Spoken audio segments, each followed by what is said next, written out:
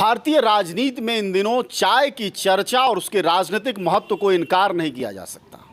ऐसे में हमने सोचा कि क्यों ना हम भी चाय पर चर्चा करें और उत्तर प्रदेश के बदलते हुए राजनीतिक माहौल को समझें, नई बनने वाली सरकार की संभावनाओं को समझें, क्योंकि जनवरी के पहले हफ्ते में चुनाव आयोग उम्मीद है नोटिफिकेशन कर देगा और तैयारियां सिरे चढ़ जाएंगी। तो हम लोगों से जानेंगे कि आखिरकार वो पुरानी सरकार के बारे में क्या सोचते हैं, डबल इंजन की सरकार के बारे में उनकी क्या राय है और आने वाले चुनाव में उनका मिजाज क्या है। देखिए, इस चुनाव में किसान आंदोलन की धमक को कम करके नहीं आंका जाना चाहिए। हर जिले में एक साल से अधिक सामूहिक रूप से मोर्चे के तहत के लोगों के लड़ने का, विभिन्न संगठनों के और सामाजिक राजनीतिक कार्यकर्ताओं के लड़ने का अभ्यास हुआ है। इस बार यह अभ्यास कभी नहीं रहा है कि सामूहिक रूप से लोग इकट्ठे हों और कारपोरेट के नीतियों के खिलाफ, अंबानी अडानी के नीतियों के खिलाफ लड़ते रहे हों। तो एक साल से अधिक जो लड़ाई लड़ी है, तो जन आंदोलन वाले लोगों को इस बार वोट मिल सकता है और वो चुनौती बन सकते हैं, क्योंकि अब दो ही विकल्प बचे रह गए हैं। या तो कारपोरेट के पक्ष में आप खड़े हैं या कारपोरेट के विरोध में खड़े हैं। और ये जनता समझ चुकी है, जनता महसूस कर रही है। और आज जितने भी बड़े बड़े होल्डिंग्स लगे हुए हैं, तमाम सत्ताधारी वर्ग ने तो पूरा छाप लिया है। लग रहा है जैसे कि दूसरा कुछ है ही नहीं। जो लोग कहीं आंदोलनों में नहीं दिखाई देते थे, वो हर चौराहे पर उनके फोटो लटके हुए दिखाई दे रहे हैं। और जनता उससे अब नफरत करने लगी है। जनता अब वास्तविक नेताओं को चुनेगी। पिछले जिला पंचायत सदस्य में जनता ने जैसे लोगों को चुना है और जैसे लोगों को हराया है, यह इस बात का प्रमाण है कि ये सरकार जैसे अगर कहती है स्वच्छता की बात, तो ये जान लीजिए कि निश्चित वो गंदा बनाएगी इस गांव को। ये पक्का तय है। ये सरकार जो कहेगी ठीक उसके उल्टा काम करेगी, सीधा तो काम करेगी। देखिए, ये आश्चर्यजनक है अपने आप में कि ये सरकार समझिए कि एक शौचालय घर में बनवाती है, ऊपर से सामुदायिक शौचालय बनवाती है। सामुदायिक शौचालय शहरों में, नगरों में, ब्लॉकों में या तहसीलों में होता है, जहाँ की यात्री आते हैं, सामान्य समाज से लोग आते हैं, आते जाते हैं। जी। ये नहीं समझ में आता कि सामुदायिक शौचालय एक गाँव में क्या करता है। लोग अपने ही शौचालय में जाने को तैयार नहीं होते, लोग लेके चले जाते हैं। जी, सही है। तो ये पैसे की बर्बादी आखिरकार। जी, मैं एक बात कहना चाह रहा हूँ। एक ग्राम पंचायतों का एक स्लोगन आया था, आया नहीं था, है भी कि उसमें एक प्रोग्राम आया था जीपीडीपी। हाँ, हमारा गांव हमारी योजना है। अच्छा। मतलब ये पंचायतों को पावर दिया गया है कि पैसा आपके पास आया, आपकी जो कमेटी है, जो आपका मंत्रिमंडल है ग्राम पंचायत का, वो बैठ के डिसाइड करेगा कि इस पैसे को हमको कहाँ खर्चा करना है। ये डीएम साहब नहीं बताएंगे, ये सीडीओ साहब नहीं बताएंगे, ये माननीय मुख्यमंत्री जी नहीं बताएंगे, प्रधानमंत्री जी नहीं बताएंगे इस पैसे को कहाँ इन्वेस्टमेंट करना है। ये ग्राम पंचायत के जो पदेन सदस्य हैं, जो उनकी कमेटी है, वो तय करेगी कि हमारे गाँव में किस चीज़ की आवश्यकता है। लेकिन पिछले 5 साल में ऊपर से चिट्ठी आती है कि आपको इस पैसे को खर्च कहाँ करना। मतलब आपने ग्राम पंचायतों को भी पंगु बना दिया, मतलब उसको हाईजैक कर लिया कि हम कहेंगे कि कहाँ पैसा खर्चा होगा। मतलब प्रधान का पद सिर्फ सिग्नेचर अथॉरिटी के लिए हो गया है कि तुम पैसे पर दस्तखत करो, पैसा वहाँ चला जाए। समझना चाहूँ, इसका मतलब यह हुआ कि लगातार केंद्रीकरण जो सत्ता। जी, एकदम हो रहा है, एकदम सेंट्रलाइज हो रहा है, एकदम से हो रहा है। यही मतलब। जी। चलिए, हमने इस टेबल को खोल दिया है बहस के लिए। आप लोग अपनी बात कर सकते हैं और थोड़ा सा अब रही विकास की बात। हाँ, तो हमारे वहाँ हम किसान हैं, खेती से जुड़े हुए हैं, खेती करते हैं।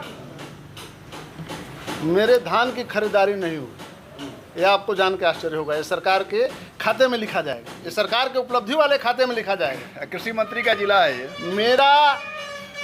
मेरी जो यूरिया आती थी 50 किलो, कल जो था, किसान यूनियन वालों ने पूरा धान का लगा दिया था और कहा कि अगर आप नहीं लेते हैं, इसकी खरीदारी नहीं करते हैं, तो आप बताइए हम कहाँ रखें इसको, कोई रखने की जगह दे दीजिए। प्रशासन एकदम मतलब पंगु हो गया। उनके पास कोई व्यवस्था नहीं है, कहाँ रखेंगे? उनके पास कोई फेल है। उन्होंने एक और भी बात कही, जो ये भी कह रहे थे कि किसानों ने बड़ी साफ मतलब ये जो शाही हैं कृषि मंत्री जी। क्या नाम है, सूर्य प्रताप शाही, उनके भ्रष्टाचार पर आरोप लगाए, कहे कि क्या डीएपी में मिलावट होती है और क्या क्या इस सब हमारे वहाँ इसी जनपद में अभी कृषि मंत्री का जनपद है और यहाँ से 5 किलोमीटर की दूरी पे कई 100 बोरी मिलावट करते हुए पकड़ा गया। 16 लोग जेल में भी गए। मिलावटखोरी है। बिल्कुल है। हम लोग तो जितना जानते हैं इस सरकार मानती नहीं ना है। अगर जनप्रतिनिधि की बात माने, सामाजिक लोगों की बात माने, उस पर गौर करे, विचार करे, तो अपराध पर अंकुश जरूर लगेगा। लेकिन ये खुद ही इन्हीं का रैकेट है, इनके लोग हैं जो खाद बनवा रहे हैं और बेच रहे हैं और किसानों को धोखा दे रहे हैं। अभी आपको बता दें, मुख्यमंत्री जी बार बार कहते हैं कि मैं गन्ने का इतना पेमेंट कर दिया, रिकॉर्ड तोड़ पेमेंट कर दिया। मैं स्वयं काश्तकार हूँ, मेरा नाम दीनदयाल यादव है और मेरा गन्ना पर साल का इसी फरवरी में गन्ना गिरा है 17 तारीख को और आज तक पेमेंट नहीं हुआ। दूसरे इस साल का जो गन्ना का है वो सप्लाई मैं कर चुका हूँ 7 तारीख और आज तक पेमेंट का कोई नामो निशान नहीं है और ना आने का कोई संभावना है। फिर हमारे पास गन्ना है तो करेंगे क्या?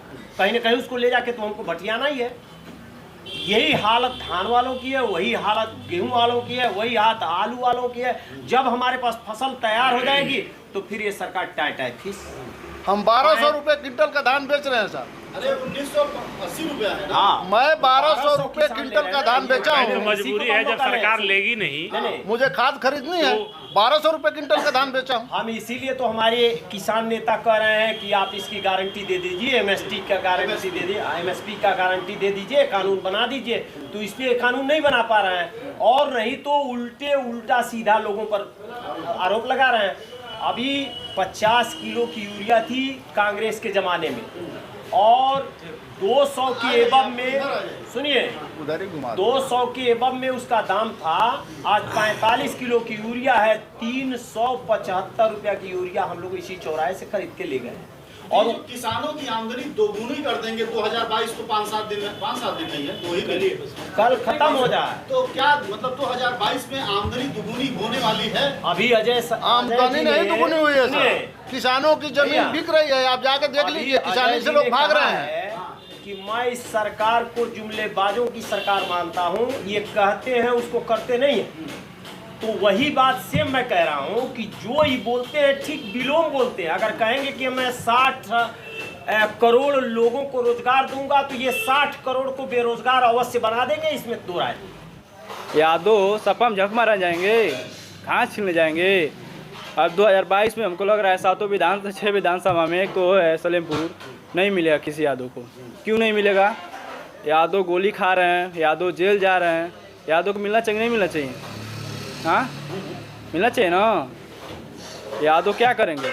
यादव नहीं मिलेगा, जहाँ उनको अन्याय सम्मान मिला वहीं तो जाएंगे। बताइए आप। ये प्योर सफाई भी है।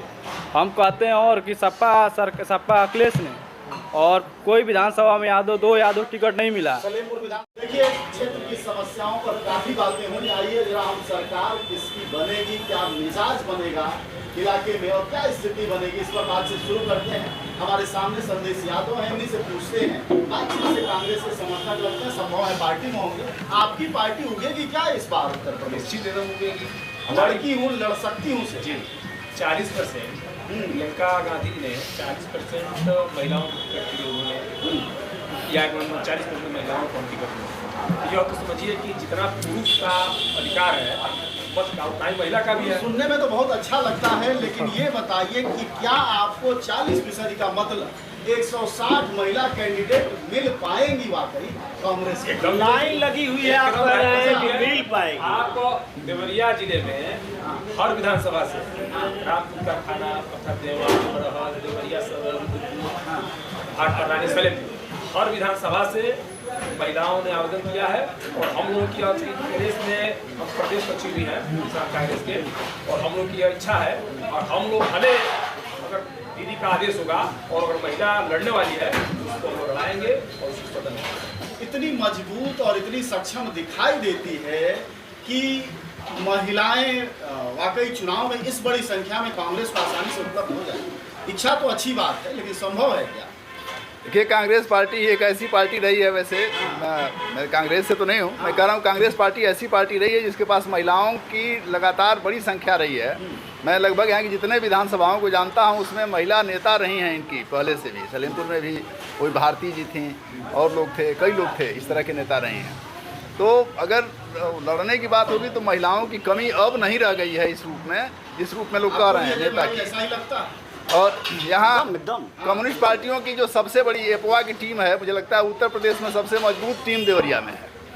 अब मामला यह बनता है कि महिलाओं के पास संकट नहीं है महिला नहीं, एकदम नहीं। मामला यह है कि अब माफिया महिला कहाँ से मिलेगी। ये भाजपा के लिए खलबली है। ये भाजपा के लिए खलबली है। और स्मृति ईरानी जैसे कहाँ कैंडिडेट मिलेंगे, वो स्मृति ईरानी जैसे खोज रहे हैं। बराबरी करें तो स्मृति ईरानी जैसे लोग यहाँ नहीं है।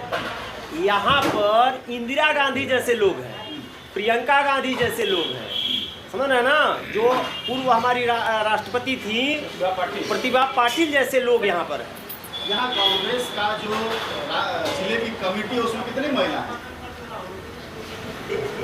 महिला अध्यक्ष है ही है। महिला हमारी अध्यक्ष है। कांग्रेस की जो मूल पार्टी है और जो उसकी जिला कमेटी उसमें कितनी महिला है? सैकड़ों की तादाद में होंगी। कम से बोलने मत लीजिए, मैं जो पूछ रहा हूँ उसका जवाब दीजिए। कमेटी में कि कांग्रेस जिला कमेटी में कितनी महिला है? 21 लोगों की जिला कमेटी। हाँ, जहाँ तक चूँकि बहुत नई जानकारी है, 21 है। हाँ। 21 में 2 महिलाएं हैं, जिला उपाध्यक्ष है।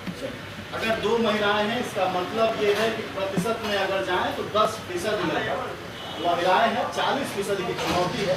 कांग्रेस उसको जुटाएगी। लेकिन यह जो संगठन जो जिला कमेटी बनी है वो बहुत कुछ दिन पहले की है। और प्रियंका गांधी जी ने जब यह हम 40% महिलाओं का आरक्षण उन्होंने दिया, उसके बाद इधर नहीं बना है। अब अगर बनेगा, कमेटी जब बनेगी तो निश्चित उसमें 40% महिलाओं की भागीदारी है।